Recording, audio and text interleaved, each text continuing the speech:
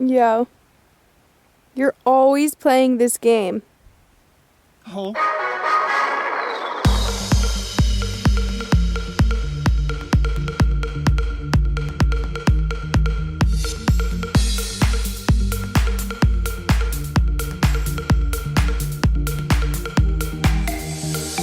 Golems unite!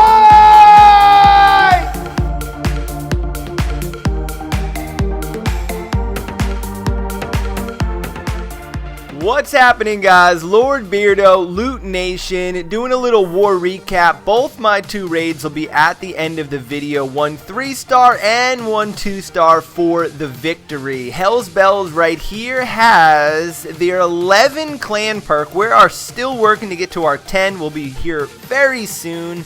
And it is going to be a really good thing for us because we get that double boost, that double donation increase rather. Lord Nocturnal with 6 stars, Little Virus with 6 stars, and our most heroic attack goes to Conan the Barbarian. Good dude in our clan. Picked him up a couple weeks ago.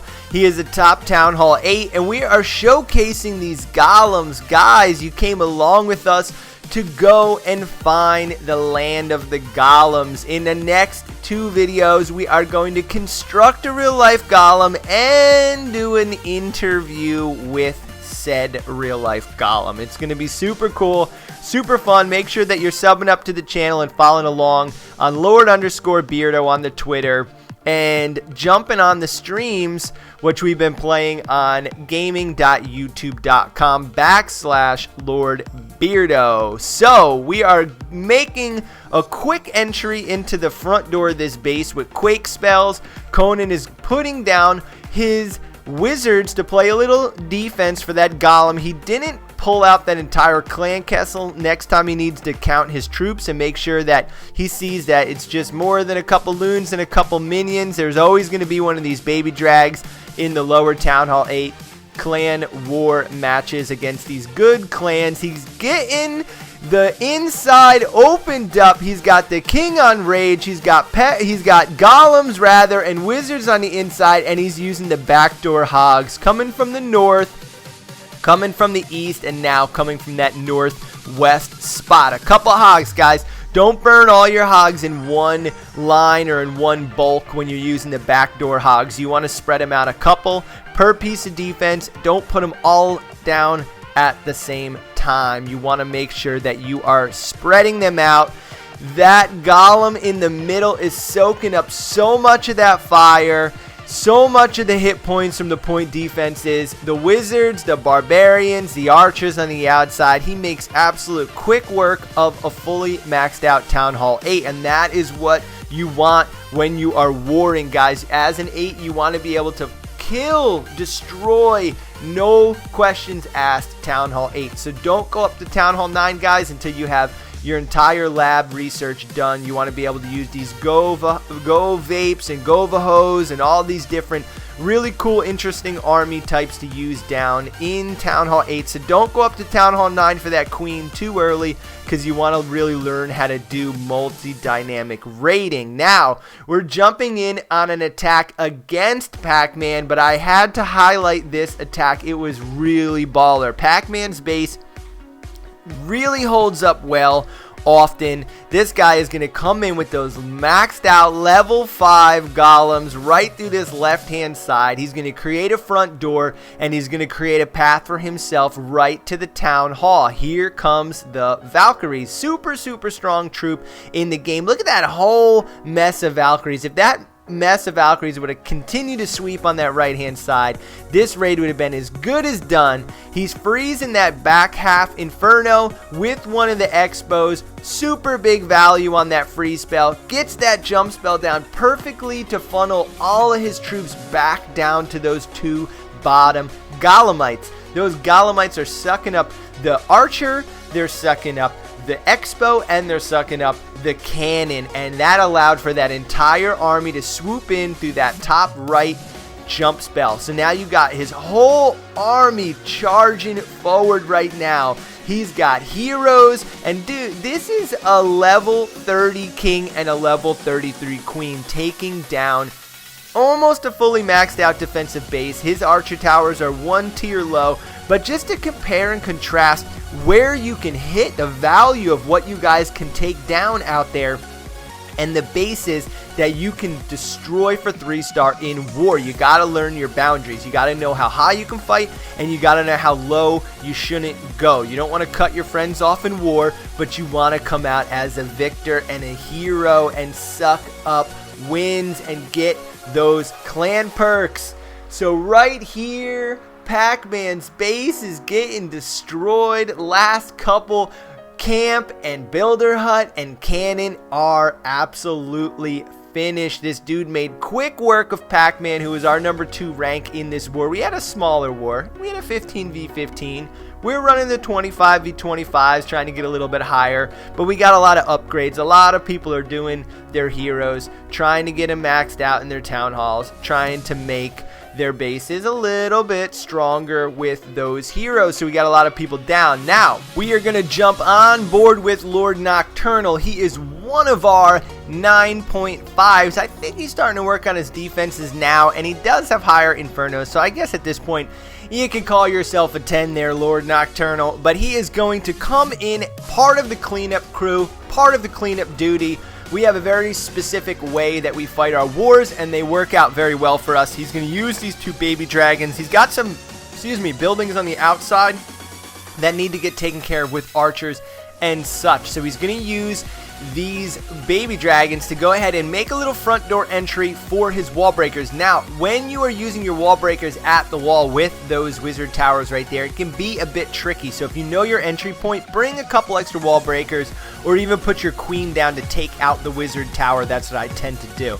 Doors wide open, boulders coming through, P.E.K.K.A.'s coming through, heroes coming through. First heal spell is down. They're going to make a mess of the inside. When you are fighting down as a 10 into a 9, you don't need to bring any freeze spells. Just bring the extra heal spell or bring an extra raid spell and smash through the Town Hall 9 bases. Sometimes even a jump spell works out really well. He's using a bruiser style army with a lot of P.E.K.K.A. strength. That way he can fight through the walls, and he doesn't need to mess around with a lot of intricate wall break work in the middle, or even spending a lot of extra on even more quakes or more jump spells. The P.E.K.K.A.s will break through the wall, and they got a really nice buff by not having the Teslas favorite them and destroy them so much faster. So you see right here, he's going to go ahead and make his troops get to the outside. They all left the base. Now, why do they leave the base? This is something that we need to raise to Supercell. We need AI questionnaire.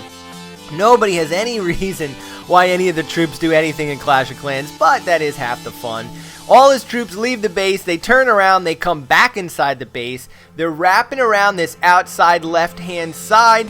He has got his queen coming behind the charge, which works out perfect. This almost even looks like a Clash Royale attack going up against a really small little spot here. 1 witch, 1 wizard, 2 P.E.K.K.A.s. He's got plenty of troops to move into this last section of the base. It's mainly buildings on the outside, and he's got plenty of reach. He's swarming this base, and that is the beauty of fighting down into a Town Hall 9 in war. That is the beauty of it. These are easy stars. This is how you mop up quick wins. Town Hall 9 should not be fighting Town Hall 9s for 2 stars. Let the Town Hall 9s move down to the bottom Town Hall 9s or help out with 8s, and let your bottom Town Hall 10s move down and take out the top 9s. That is the best method, but don't use that method against Loot Nation, because it's my method. So here's Lord Beardo going in on the number 2. He has the Town Hall 11 base, but he is basically a Town Hall 10. He has no Town Hall 11 defenses. He doesn't even have the Eagle Cannon. A good old-fashioned bowler beatdown is what we're going to use here. Breaking through, a little bit of some wall breaker fail with that wizard tower, which I was explaining. I'm going to sink this jump spell really deep in the middle of the base. That way I can get the troops to the back.